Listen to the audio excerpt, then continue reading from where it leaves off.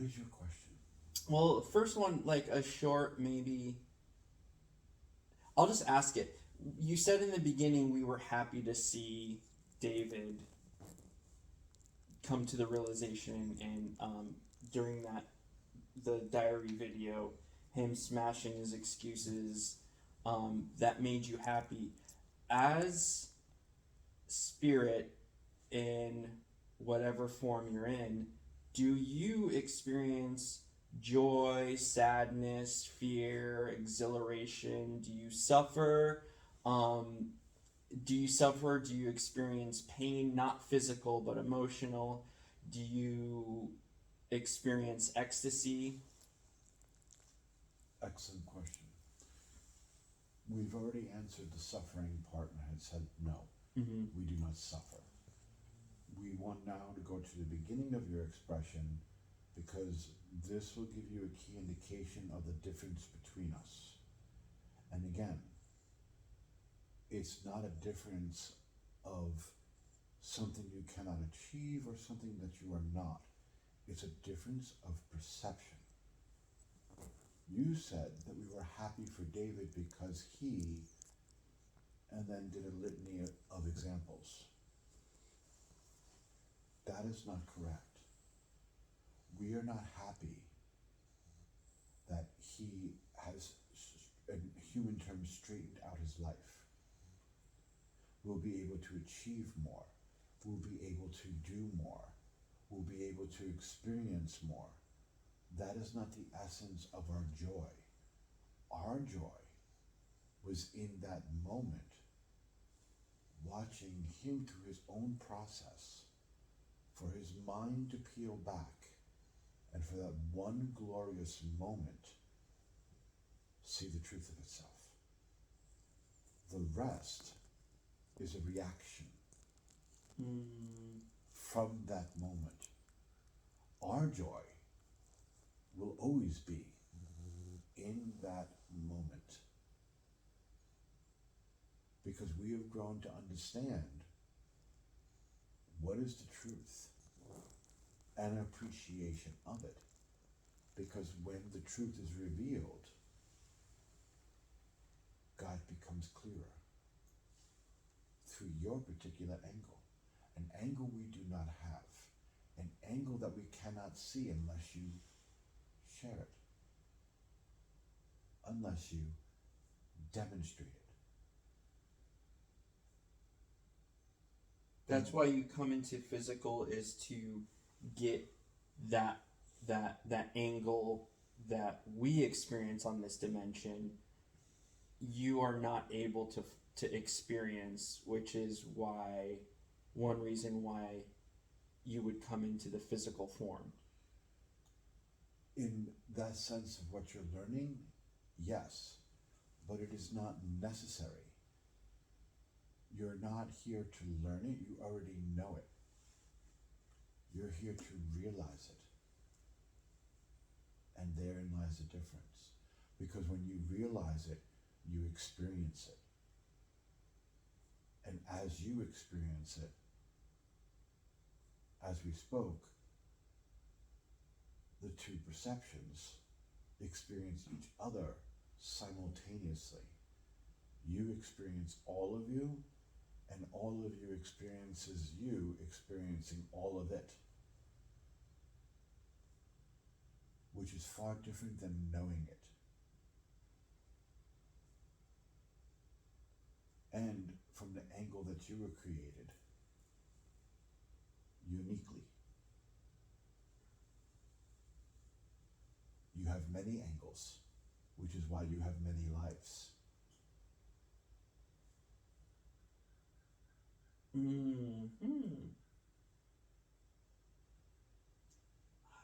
I have like so many questions. I'm writing a question for next time, and you probably already answered this, but with my memory, it's. What we do want to address before we move on the rest of your question, because you did give other details for that, and we think it's important to be able to express that so that people gain a glimpse of understanding. We do not have fear. we do not have worry. Because we are in the knowing. And again, we will bring it back to a simple concept. Because we have explained this before. When you have that moment and time just stops, it could be for a millisecond, but it seems like eternity.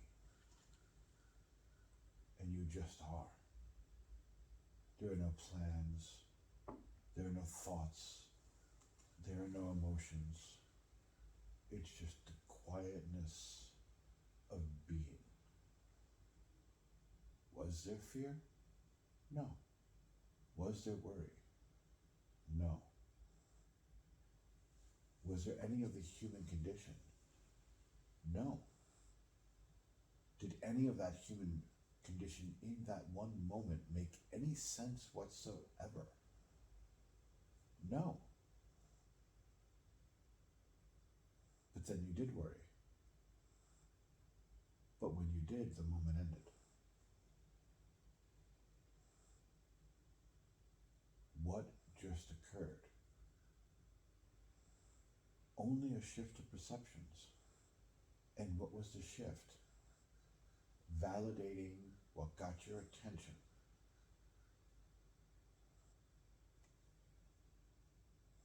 What happens to a mind that can stay in that moment and firmly declare the rest is a lie?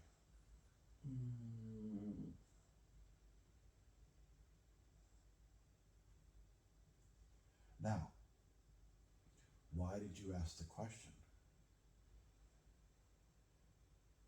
Because still in your mind, the moment is a lie. And the worry and the fear and the angst and the planning and the striving is what is real. And why do we say that? Because it has your attention. Because it has your attention. You cannot deny the moment.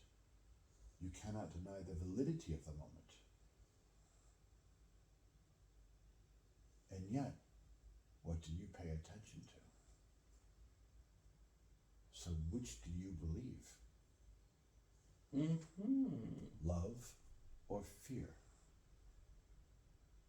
The answer becomes apparently clear. Nice rhyme. Thank you. Does that make sense? It does. It definitely, I experienced a jab, because you're right. It's, regardless of what I tell myself, unless I'm actually experiencing moments of being in the moment, it's a fantasy. And here's the thing. I experienced a jab. Did you indeed? Did you experience a jab or did you jab yourself? That's a really, yeah.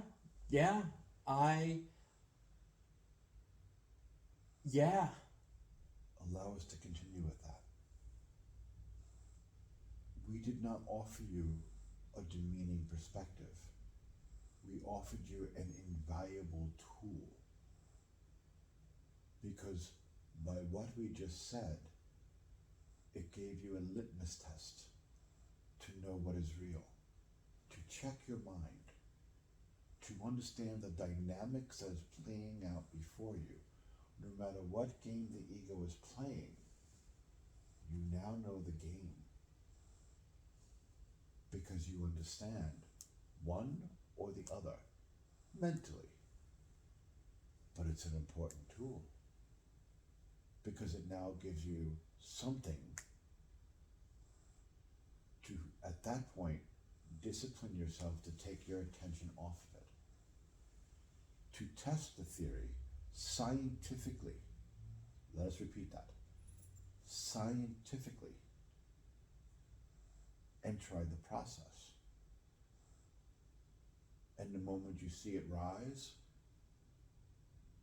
thought. and remove your attention and go back to the moment. And did you die? Mm-hmm. Did the world fall apart? Did your bank accounts drain, the wheels off the car fall off, and a meteor crash into the house? No, it's all still there. Nothing happened. Nothing happened. Life continues. That is. The only thing that changed in that moment was what you chose as your basis of experience. One gave you unending, boundless joy, and the other gave you, well, you're familiar with that at this point. Oh, yes. But what you have not taken responsibility for is why one certain option constantly gets your attention. Yeah. It sings a concert, and there you are in the front row, throwing your underwear on stage for it to catch your attention. I love you. Every time. The biggest fan. Have all of its albums. Anxiously awaiting the next.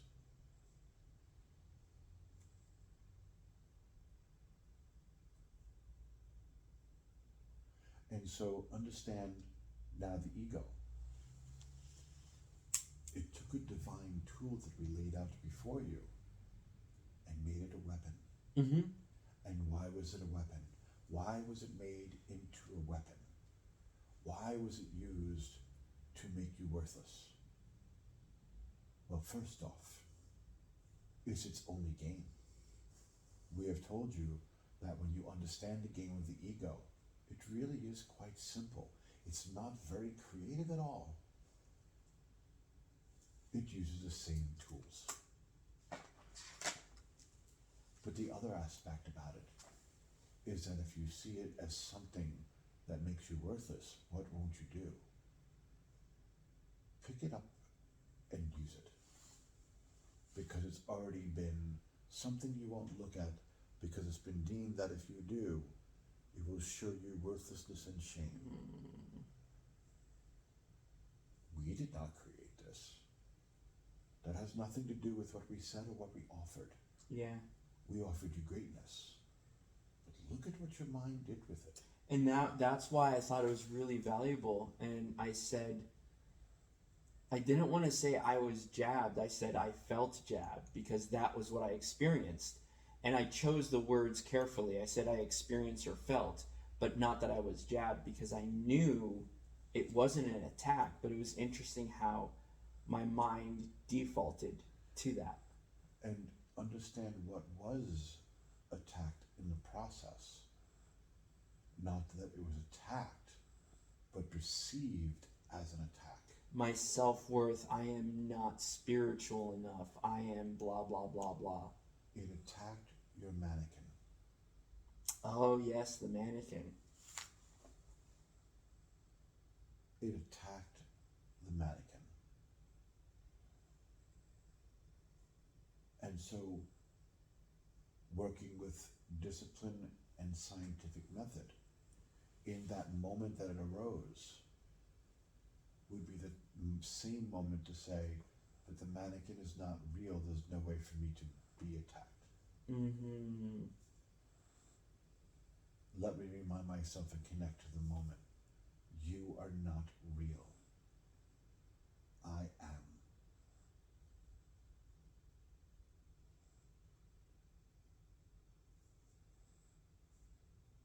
I don't even know how to spell mannequin, but I will make it up.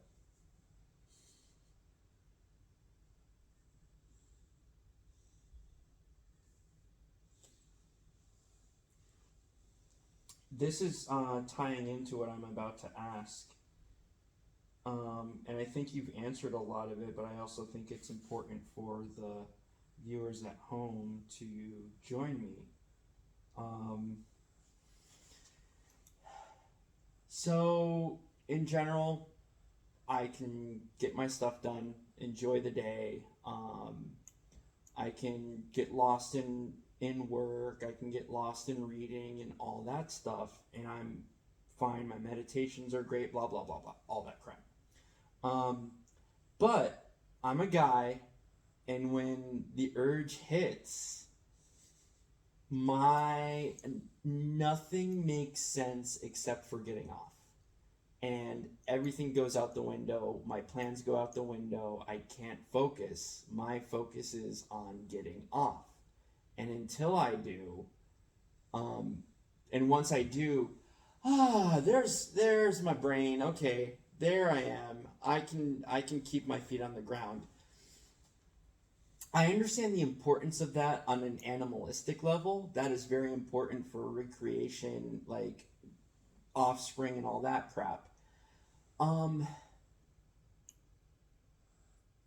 But why and what are some tools that we can do aside from just taking a break, jerking off, and calming down? Like I would love to be able to channel that energy to experience and do and just enjoy more, and still remain present and grounded.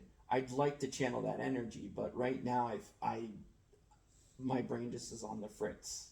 So does that make sense? What can we do when we're super horny? A very good question. Now, first off, this question does not go one way. Both sides of the same coin have the same issue.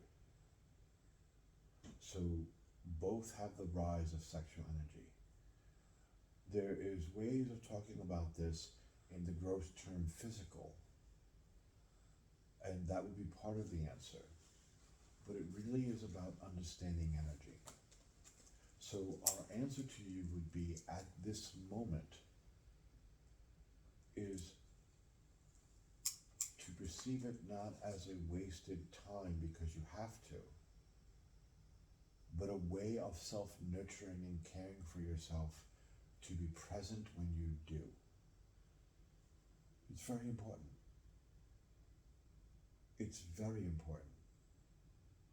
Your world on so many levels is sexually repressed. Mm-hmm. You can't touch yourself without some level of guilt, shame, or horror. And the same goes when you try to touch another. It creeps in there with you because there is the presumption that there is something wrong when you do it. You're wasting time for those who like to be busy.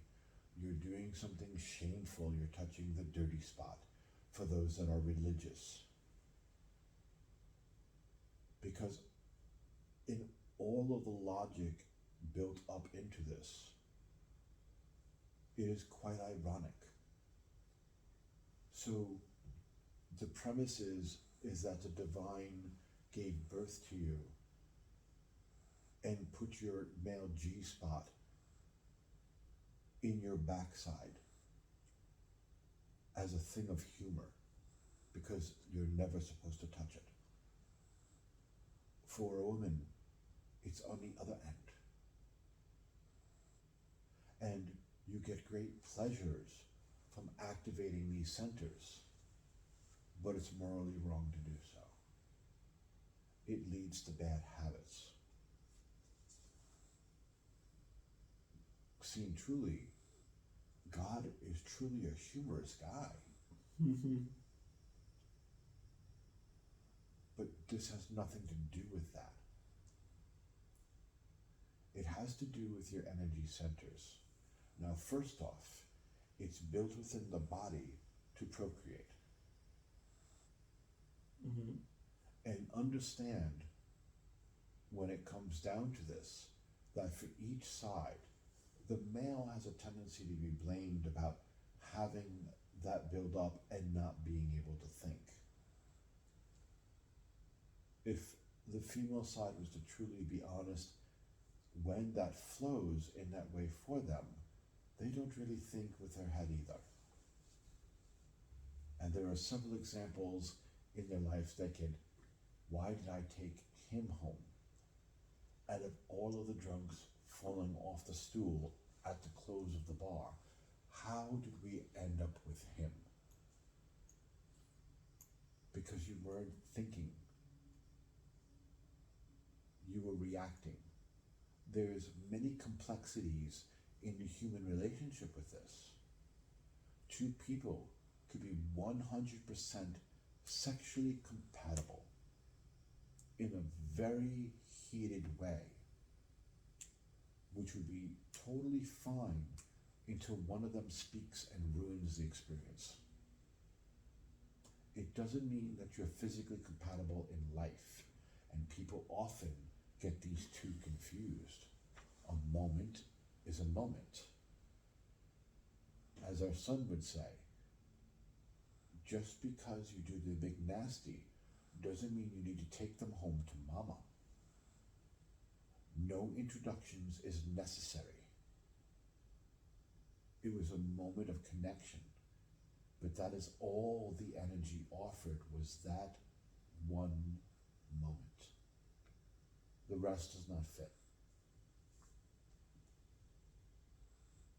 Now, the buildup of the energy in gross physical terms is so that the body can procreate. It's built into nature to make sure that the body replicates. A very smart ingenuity built into the body. It will survive. Based on the conditions, certain things trigger. The harsher the environment, the more animalistic the nature becomes. The better the environment, the more the animalistic nature will recede. Because if there isn't bodies present, there's nothing to channel through. And so how do you make sure that the body always knows how to procreate? By having that energy build up to take over and shut down the mind. Please give me one moment.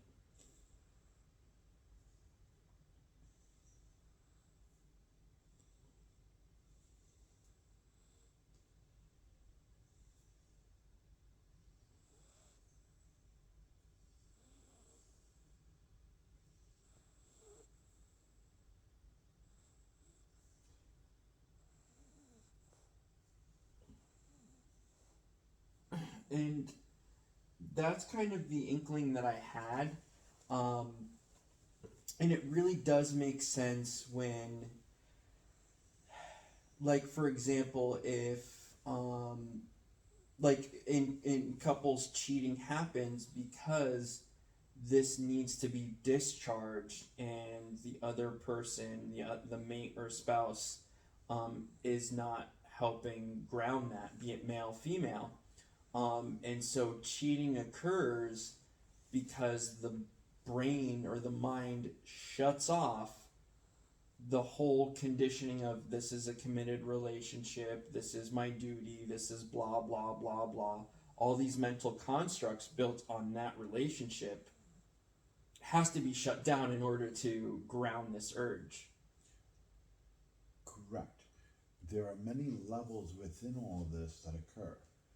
There could be relationships where one person's sexual energy centers is not as open as another. This happens all the time. One person needs it 5 times a day, the other person needs it once a week. What's the happy medium that can be reached? Is the person that needs it once a week because of some type of energetic repression, a guilt that the energy has to build up to such a degree that it can finally blow past the limitations, that they can act on it? What is the real issue occurring? That takes an investigation, and there is, as much as you have heard us speak about wasting your money on therapy, this is one that we would say, okay, therapy, this is yours. Get on that couch and figure this out, because it's going to take time because you're talking about something you don't want to talk about and are uncomfortable to talk about and ashamed to talk about. Mm-hmm. Therapy has its point and purpose in so many areas. So many areas. This would be one of them. So there's those type of issues in play. During that transaction, one person doesn't want to, the other person does.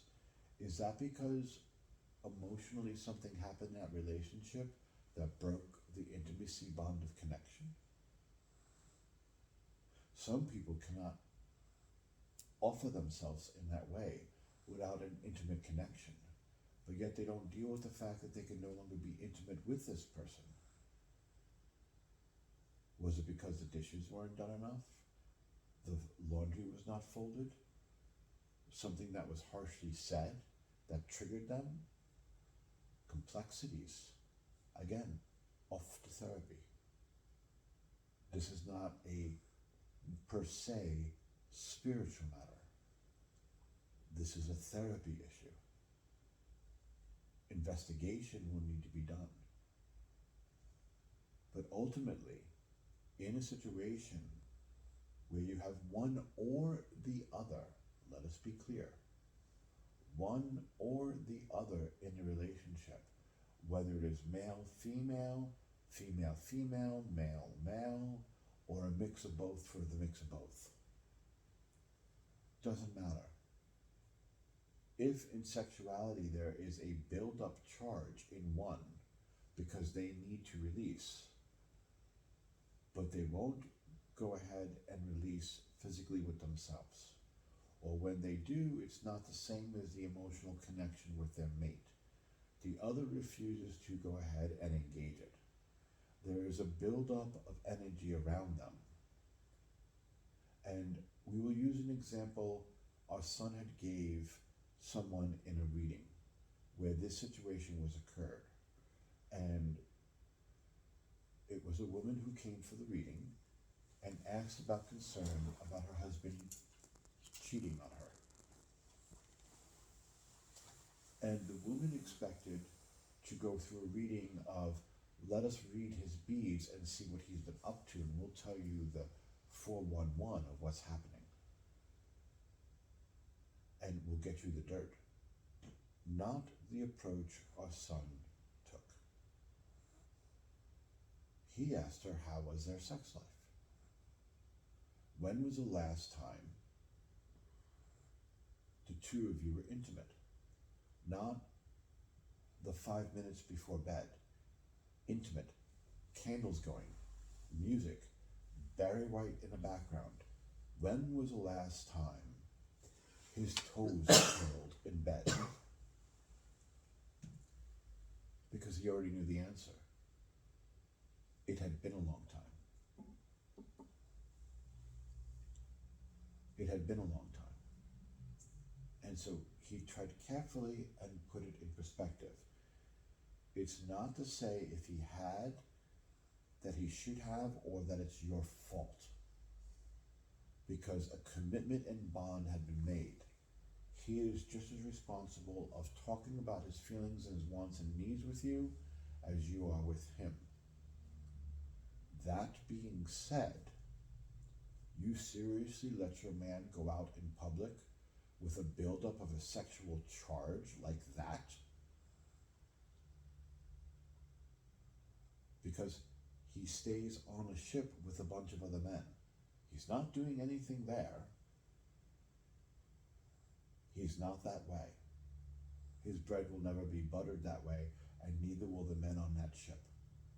So we know he's not doing anything there. He comes home, he's not doing anything here with you.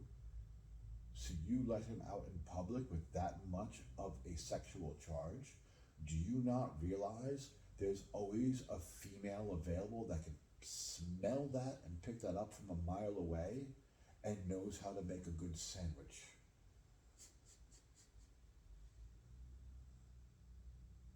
There's some accountability here.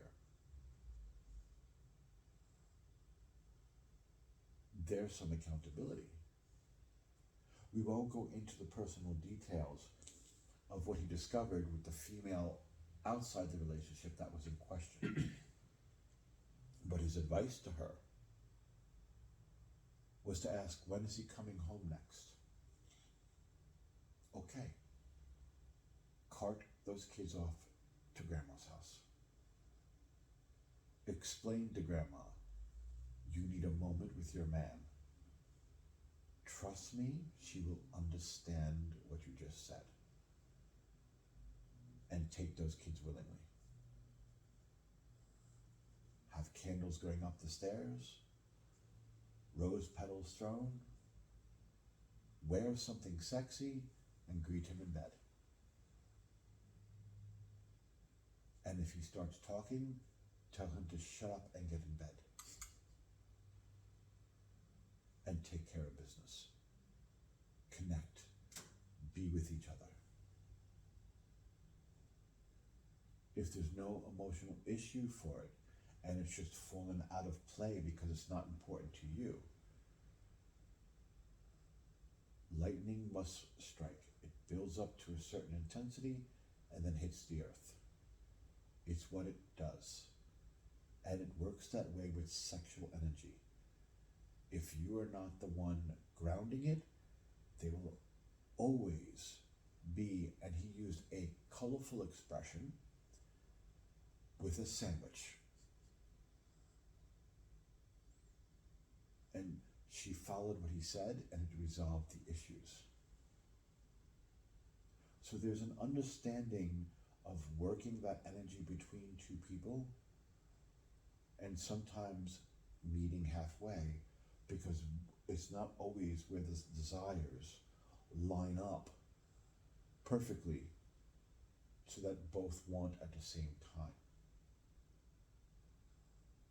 So now, back to the physicality, and then we'll start adding in the spiritual aspects. So to answer your question,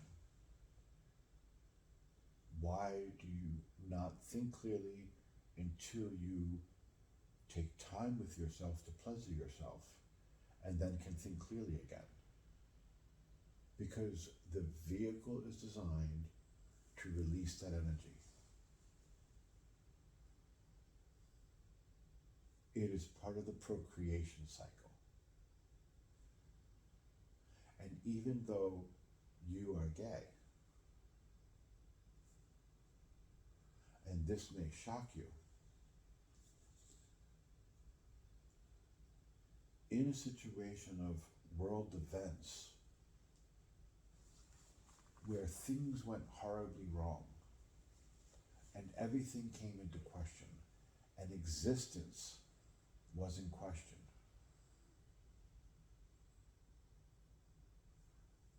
the parts of your energy system that is gay, attracted to men, would turn off. They would turn off. And you would be attracted to females. Do you know why? It's a system of survival. Correct. It is no different than in nature, when there's nothing but females of a particular animal type. Some of them will transform into males. I know of Nature fish like that. will find a way. It is much more than fish. It happens across all species. If the situation occurred, it would occur, including yours. It would depend upon the direness of the situation and what would be triggered. But survival is primary. Primary. And so the system is doing nothing more than what is necessary. And for the folks listening at home, let us clarify that point, because we do not want someone of the Christian nature that practices the words of Christ by propagating hate. Yes, we're calling you out. To use those words in the wrong way. We are not saying that sexuality is a choice. When such a chemical change occurs, there is no choice. You don't get a choice. The body takes over and overrides the seat of consciousness.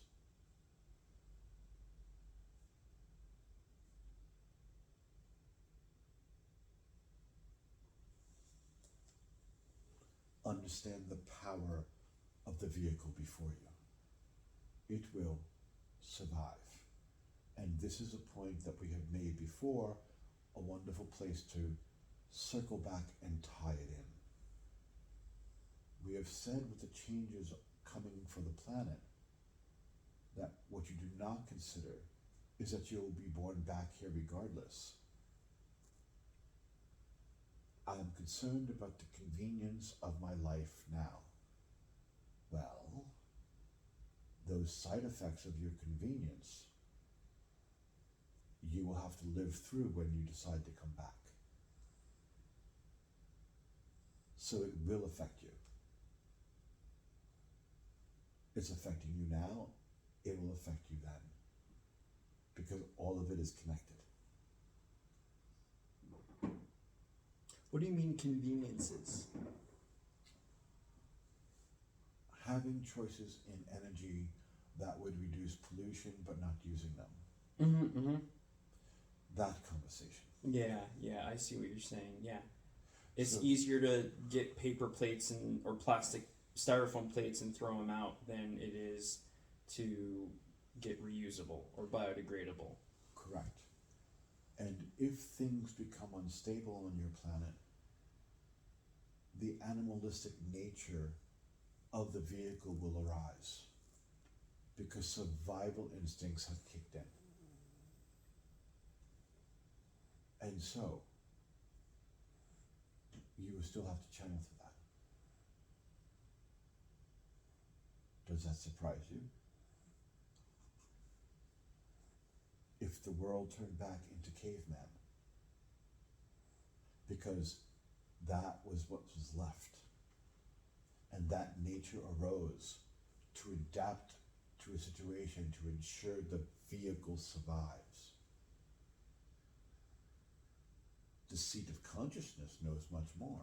You sit before me and obviously are not a caveman.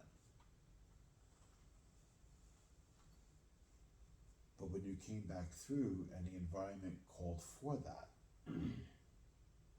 you must work with the body as it is.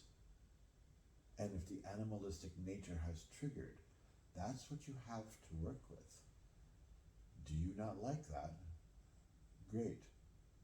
You have so many millennia before you to better the conditions to slowly turn that side off. Slowly turn that side off.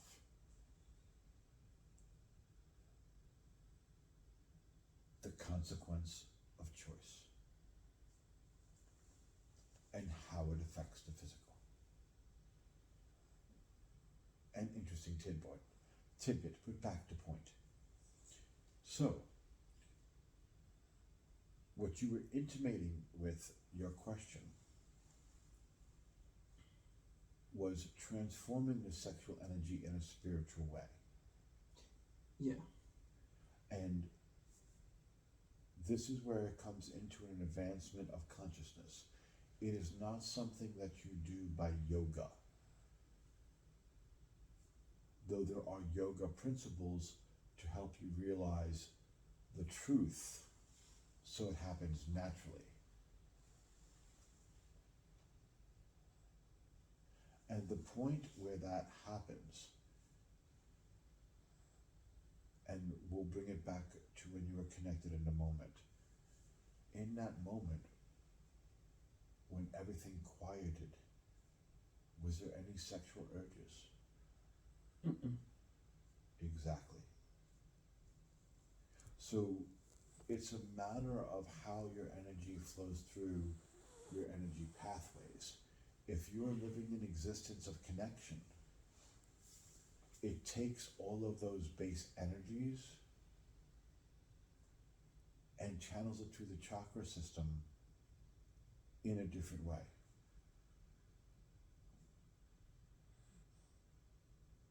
Which at that point circumvents that need and those desires. Mm-hmm.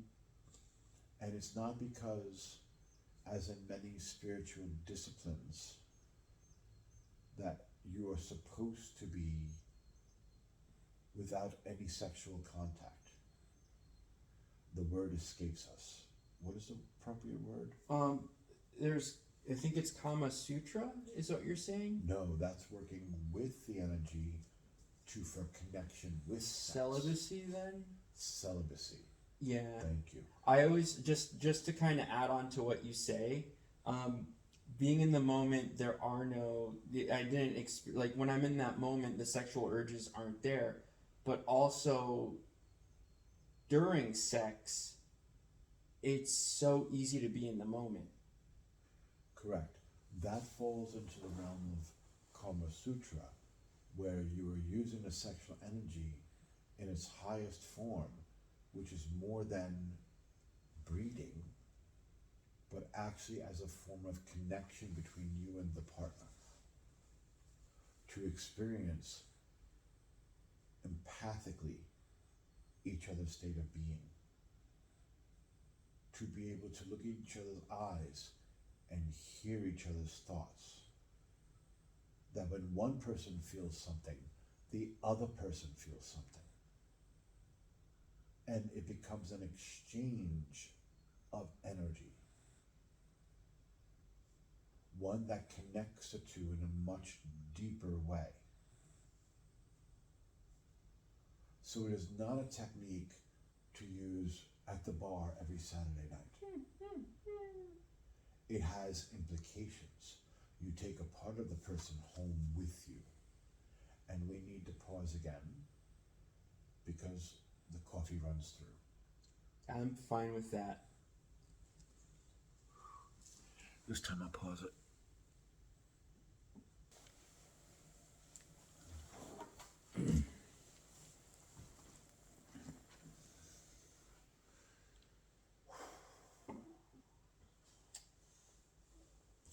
So we continue. The point we were making was in religious discipline centers, it's expected to be celibate. You are not supposed to have sex with yourself or with others. And it's expected to be directed towards the spiritual discipline of service. So therefore you don't need that. Now, in modern times, they have recognized the mistake of such beliefs and released many in the ministry to such expectations. There was a point to it of understanding with it, but again we say the primer is missing. It comes from a connected understanding, not a disconnected understanding. Coming from a place for celibacy of a disconnected understanding of yourself creates a charge and a build-up. May you repeat that one more time, please? Absolutely. From which section? Just the last sentence. Okay.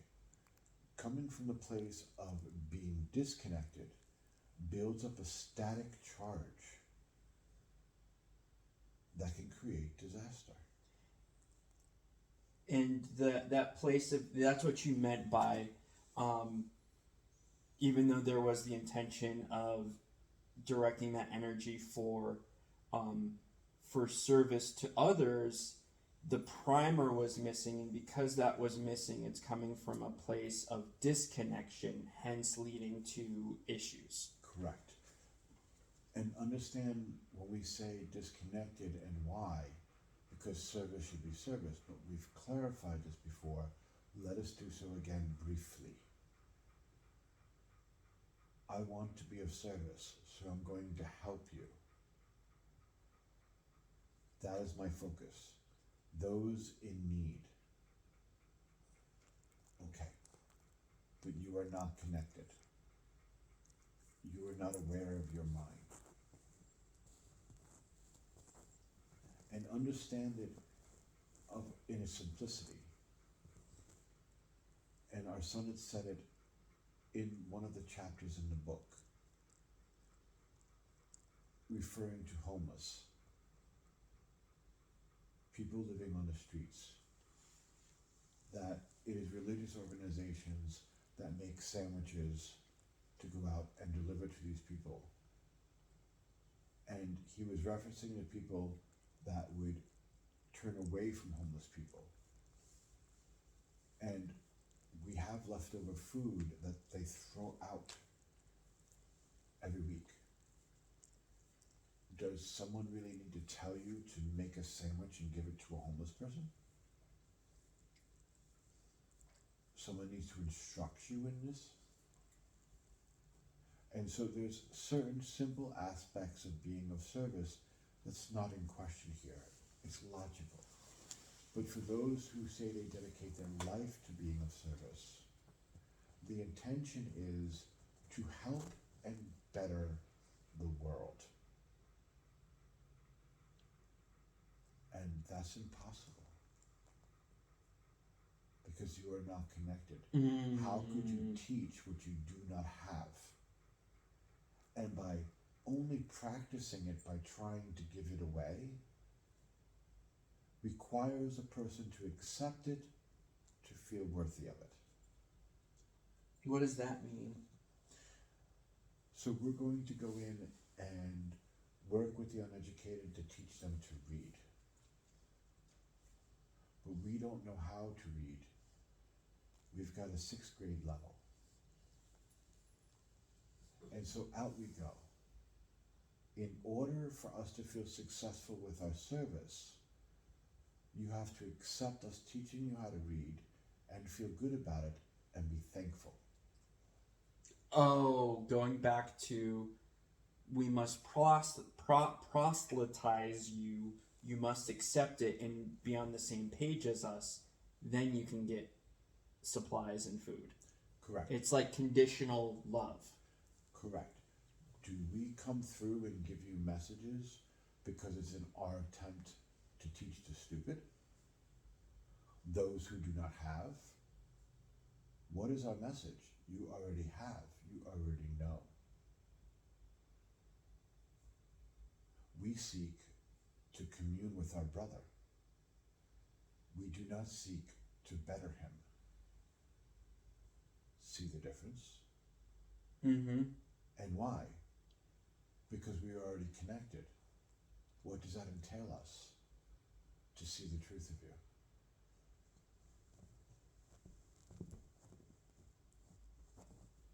And so what do?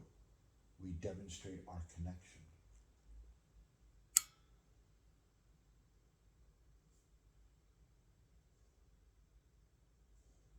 And if we were to do it from an unconnected place, that's where we would use threats of intimidation. If you don't, then, because we would not have the primer. And that is why many movements fail. And why? Because it gets rejected because of free will.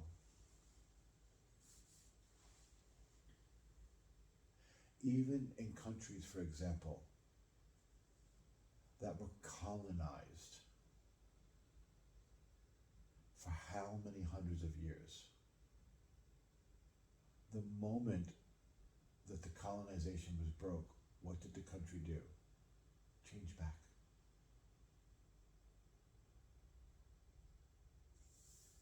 And it may not be clear what they changed back because the time distance has been so long that they can't change back to exactly what they were, but they changed back. And all that energy that was upon them, oppressing them for so long, fades into nothingness. Mm-hmm. And instantly changes back. Not always into something better than what was there before, but it changes back. Why? Because of free will. It was rejected from the beginning. And the only thing keeping it in place, because of free will and the rejection of it, was threats of intimidation, fear, force. Oh, I'm sorry, you call them laws.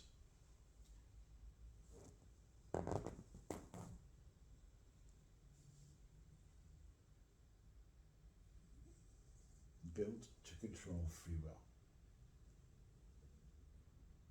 And eventually it fails, and free will resumes.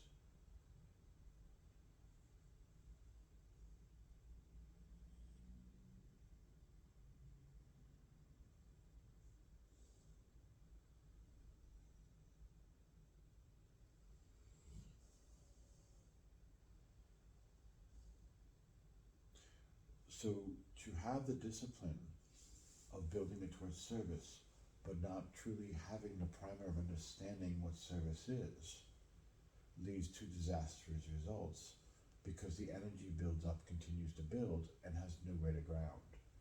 And now the person is stuck in a moral conflict. I see. And it becomes a cycle of waves of intensity, of shame, guilt, anger, frustration, that with each pass builds an intensity until it all but tears the person aside and leaves them to doing something sexually inappropriate, to ground,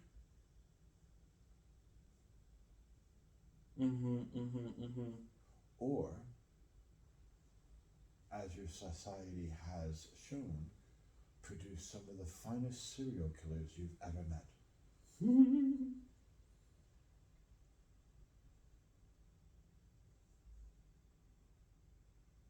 Because Yeah. it builds up from one energy center and overtakes all of the others. So why is it preached in religion though? Western religion. Why is you can't masturbate? Why was, fun fact, cornflakes was created with the intention to stop young people from masturbating? Like, what is so devious in Western culture's mind about sex and masturbating? It's confused me so much, and it's led to a lot of hate. And I truly believe that homophobia is strongest in those who are closeted.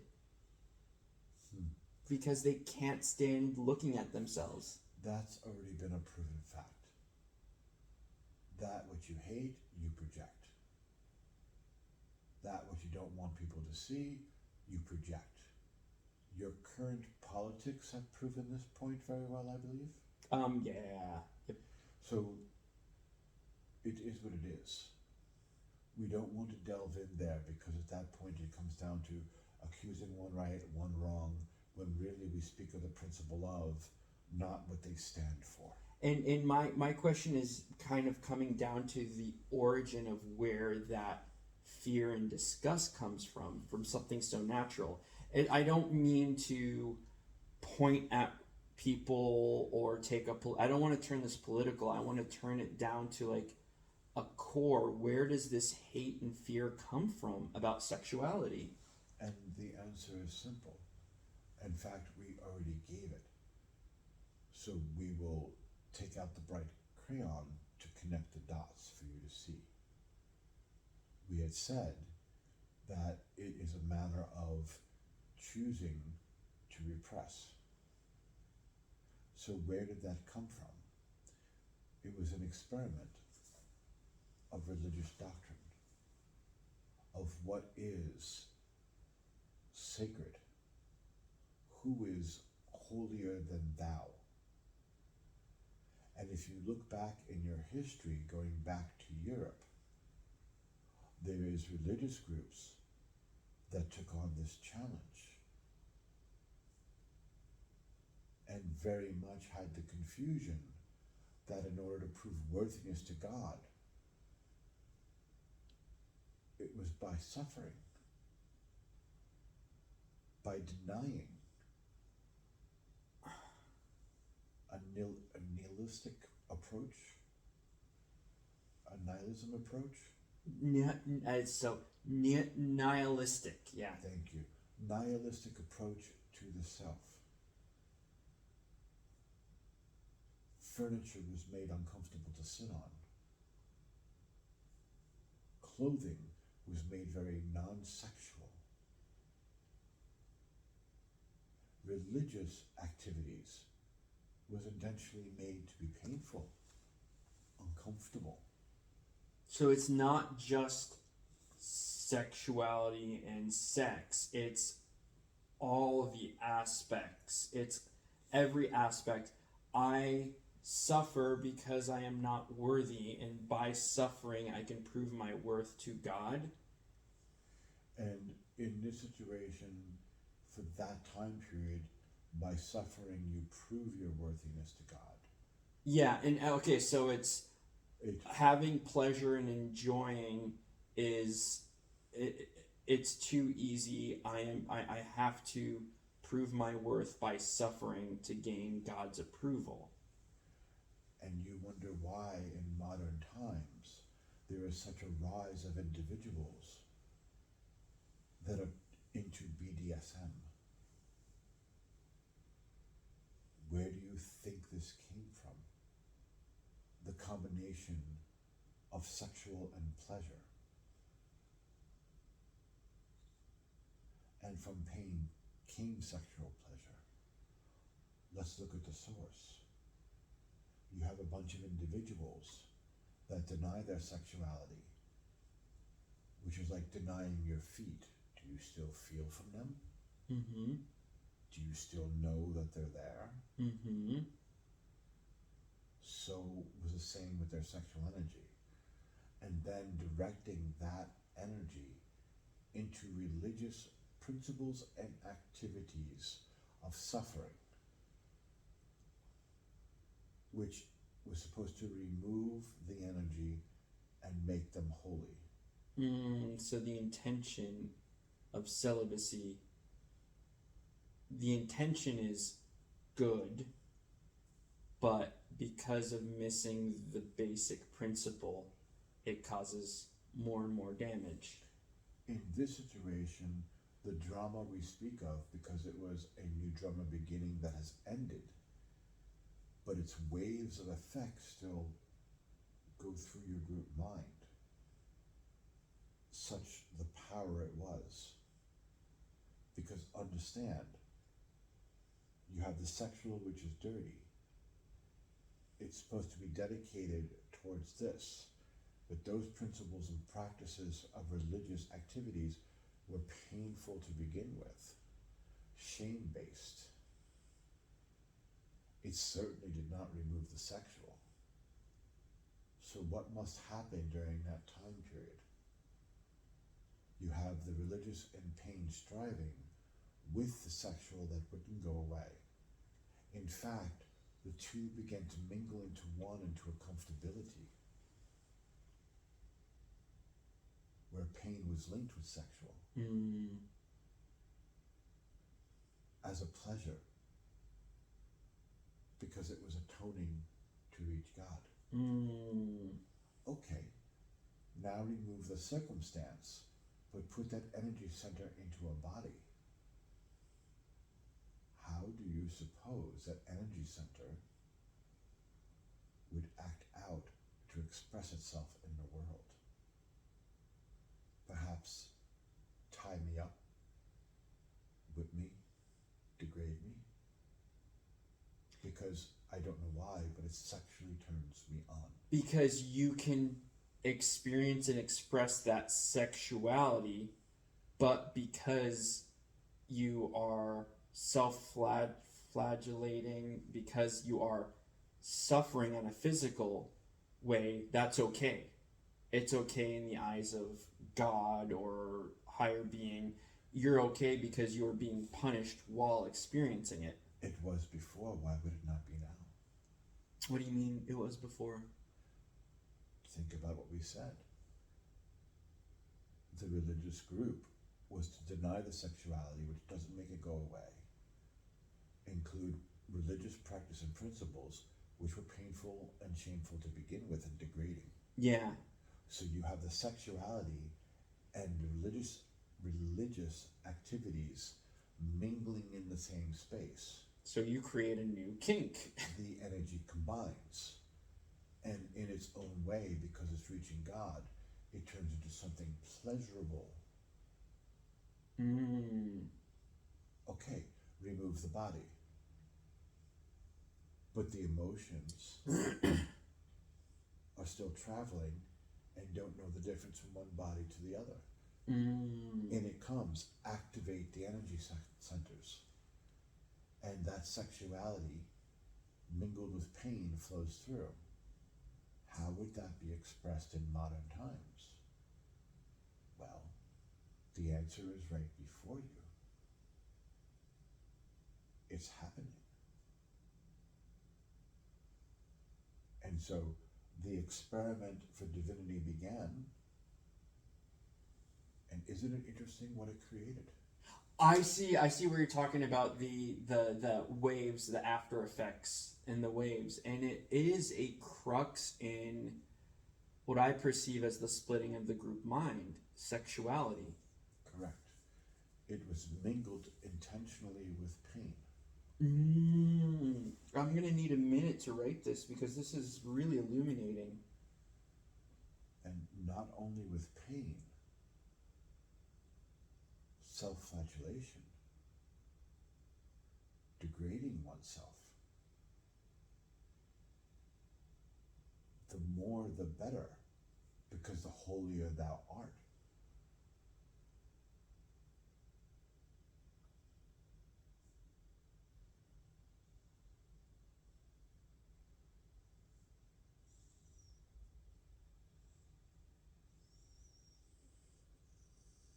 And while in modern times, it's dressed in a different shell, understand who you're seeing.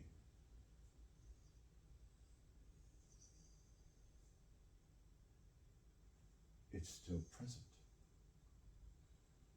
And by us seeing this, that does not make it wrong. Not what we are saying. BDSM community, you do your thing. Like, I'm all for it, man. Have fun. Know what you're getting into. Know what you're doing. As we have said, if you're to work anything out, accept, experience, explore. If there is a truth there, you will know it. And it's not always to undo what you are. What will that evolve to for the next life? How about the one after that? Should it be? It's not a question anymore, because you put it in motion. And now understand when we say, some look at that as sin. How do you know you were not the one directing it in that lifetime? How do you know you were not the one teaching it? How do you know you weren't the one who wrote the original religious instruction that took off with a whim? Who is guilty? Who is not? That seems all illusory. And when you understand the goal of understanding your mind, the answer is yes. If you don't wish to understand your mind, everything we just talked about is entirely fascinating. A fascination you can explore for several more lifetimes. Oh, so it goes back, and this is going into the spiritual aspect of it. Sex and sexuality, and even BDSM, is a form of experience and exploration that you can use to learn more of yourself and of your mind. And I'm drawing this connection because as we're talking, I think about my sexual journey and how I went so repressed, but I would come out with all these like really kinky things that my husband's like, "Oh, you're a pervert," and yeah. But as I'm more comfortable in accepting me being a pervert, which I love that I'm a pervert, I learn more about myself, and I like to push my limits. And I find BDSM to be a very fun outlet. And I learn what I like and what I don't like. And one of the biggest things I've learned about my sexual exploration and trying new things is how much shame and guilt holds me back, and not just in the bedroom, but in so many aspects of my life. What I've done in the bedroom highlights certain things in my life, and how that shame and guilt paints other aspects of my life. And I found that even though it was difficult to accept certain things about myself sexually, it's caused me a lot of pain and issues. But once I've accepted it and embraced it and explored it more sexually, I feel more comfortable in my body, feel more comfortable in my mind, and I carry a pride and joy with me, because this sexual shame and whatnot is no longer a burden. So for me, more and more, my sex life has been a teacher, and I've been approaching it more as having fun as opposed to taking it so seriously. And I feel like I learn a lot and I gain a lot of wisdom through sex. And it really is switching my perception from this is a terrible, bad thing and I should be ashamed of myself to, hey, let's have fun and see where it goes. You know, kind of like, here's a new video game, let's try it out and see if we like it. And all it really was a switch in my perception. Now, a lot of mom issues, dad issues, and all that stuff was worked out and tied in. But I realized that it's such a fun classroom, the bedroom or outdoors or wherever. Sex is such a fun classroom to understand your mind. And for example, as a guy, you have to keep it up, or, you know, in order to penetrate, you have to keep it up. But it's interesting to see how much of sex is related to your mind. I would say like 95% of it is mind based. And when I have trouble keeping it up, it comes back to my mind. And it's made me more and more familiar with what my mind will default to. Correct. And it's a very fun classroom for me. There is a point in current medical treatment for what you would call ED, erectile dysfunction, that before the doctor takes any step, they attach a device to the member while the person sleeps. The purpose behind it is so that we can record how many times it became engorged through the night. The reason behind that medically is because there is a certain pattern of natural engorgement as you sleep and the body releases. So the logic becomes, do we do something drastic to treat the erectile dysfunction beyond medicine and look into medical devices? What are we really dealing with here? So the person before us cannot get hard when they are conscious, but when they are asleep, it's a normal cycle.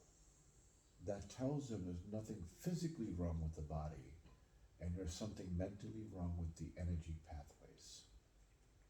It is a psychological issue, not a physical issue. Now, if the device does not register, and there is no activity, okay, we are dealing with a physical issue, we don't have to treat the mental, we need to treat the physical. And so it goes off into a different course of treatment. And it helps them keep clean of not treating a mental that's a physical, or a physical that's a mental. Yeah, yeah. So there's a point and purpose with that. Often, the reason why they came up with that technique is because the main issue is always mental, not physical. And even with all of the pills, the shots, the treatment options, it's a mental issue. And when you get to a certain age, it's the body naturally coming out of its cycle. And for some, that never ends to the day they die. But for most, the cycle begins to end, and the male aspect begins to quiet down. The body is no longer expected to produce. That goes to the younger generation. And again, that is a protection method of the body to make sure that there's only a certain range when the cells are copying themselves within a certain accuracy to pass that DNA. There's less room for error. Which will create stronger offspring. So it's built into the body, a brilliant device, truly. Inspired.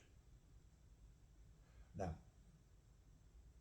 dealing with that hand, what you had said, enjoy the experience. And it's an important function of how do you deal with both worlds. It really is a simple choice.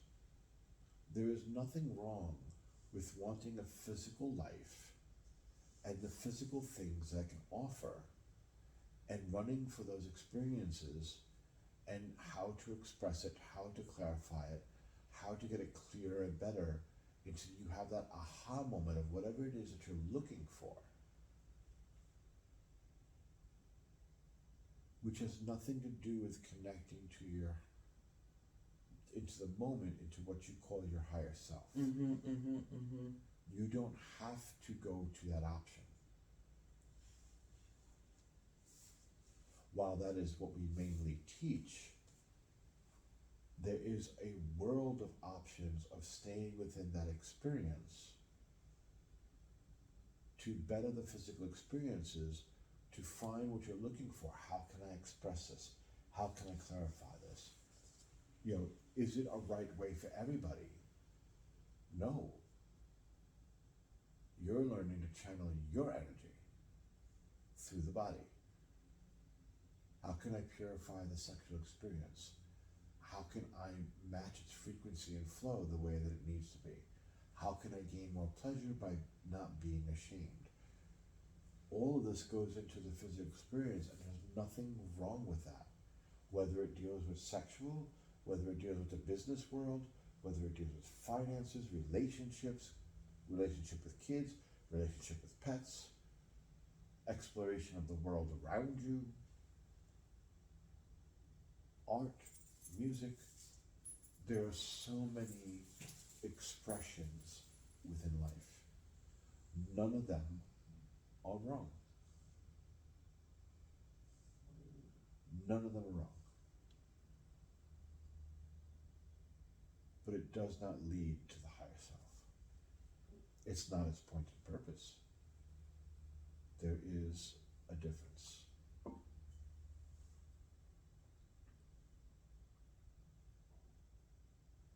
The person that sticks to that doorway of the higher self, the supposed higher self, and stands within,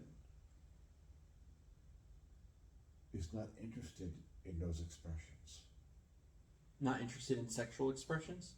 Any of those expressions. They may admire them when they encounter them, but it's not its goal. It has no interest in those. its only interest is the clarity in that doorway and staying within that experience and exploring how deep does that joy go? How many truths can I glean from my mind? How can I connect to myself and others? How can I share that piece in demonstration of what I am? Entirely different. Entirely different. One is not right, one is not wrong. Which do you desire? And know the difference. Because it's not always static. You may be pulled towards pure sexual expression, but the rest of it bores you to no tears and you spend time within the higher self. What is wrong with that? Nothing.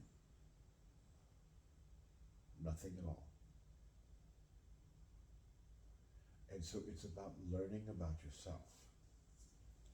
And understand when a new experiment is done, a new drama unfolds for the minds within the planet, whether it is for a certain section or spreads globally, it changes what is to come. It evolves. Such as the evolution that we pointed out from one to another.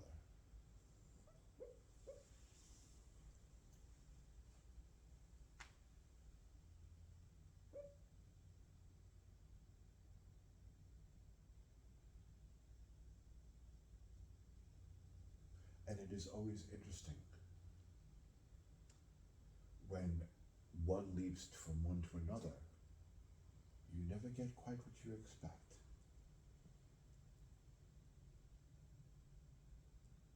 It's never quite what was planned for, because the creative will always take an upper hand. So if you are willing at this point, this would be a good place to end this conversation for today. I think